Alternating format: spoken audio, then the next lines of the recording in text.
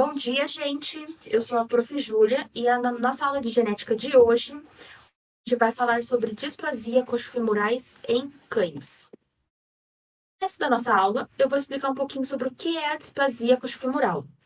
A displasia é um desenvolvimento fora do comum da articulação do quadril. Então, é uma malformação da cabeça do fêmur e do acetábulo que causa a displasia coxofemoral. Ela está diretamente relacionada à capacidade de sustentação do cachorro e também da capacidade de andar do cachorro. Essa displasia, ela acomete principalmente cães de grande porte, mas é comum em cães de todas as raças e portes. Para nosso segundo tópico, que são os sinais clínicos da doença, eu gostaria que a Natiele explicasse um pouquinho para a gente. Tudo bem, Nath? Falo sim. Então, um dos sinais clínicos dessa doença é a claudicação e a uni ou bilateral, que seria o animal mancar de um lado ou dos dois. O dorso arqueado, que seria o pescoço mais abaixo que o seu tronco, o seu corpo. E uma expressão boa seria o animal corcundo. O peso corporal deslocado em direção aos membros anteriores, que seria o animal tendo mais sobre peso na parte da frente, porque a parte de trás ele sente muita dor. A rotação lateral desses membros e andar bamboleante, que seria o animal sem ter muita estabilidade em andar e sem muita direção. A dificuldade de levantar-se ou deitar-se e a claudicação, com sua fraqueza, a dor, ele não consegue andar, levantar muito e deitar. E a claudicação é o que já falei, que seria ele mancar. A hipertrofia dos membros torácicos, que seria má desenvolvimento, má formação, e a intolerância a exercícios e músculos das áreas pélvicas das coxas apresentam-se pouco desenvolvimento. Tem uma falta de exercício, uma falta de locomoção, como se o dono levasse o animal para uma caminhada, para fazer algo diferente. Bom, mas seria isso, prof, o que nós vimos na aula. Uhum. Isso mesmo, muito obrigada. Agora, Uriel, você pode falar um pouco das malformações? Isso sim, prof.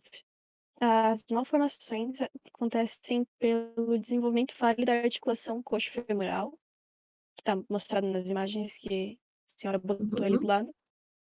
A instabilidade articular, a malformação da cabeça do femoral e do acetábulo, como você falou no primeiro slide. E essas malformações podem facilitar a subluxação em uma idade mais cedo do que a gente vê normalmente.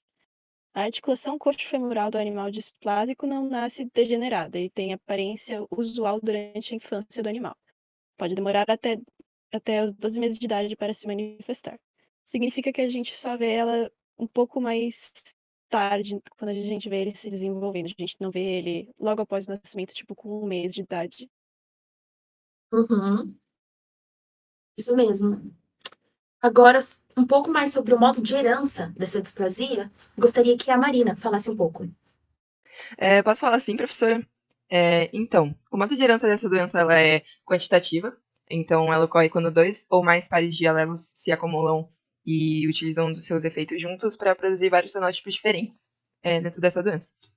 Ela também é hereditária, poligênica recessiva, ela possui uma alta herdabilidade e traz como significado variados genes que vão se responsabilizar por predispor esses cães a apresentar displasia.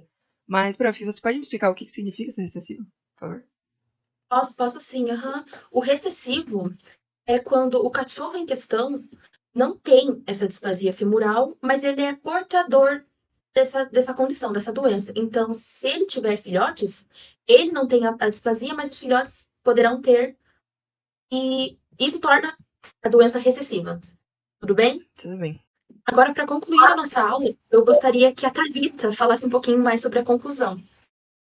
Então, professora, podemos concluir que a grande importância do acompanhamento clínico, bem como genético dos cães a serem reproduzidos com a melhor qualidade entre cruzamentos, doenças como a difusão coxofemoral poderão ser encontradas com maior antecedência.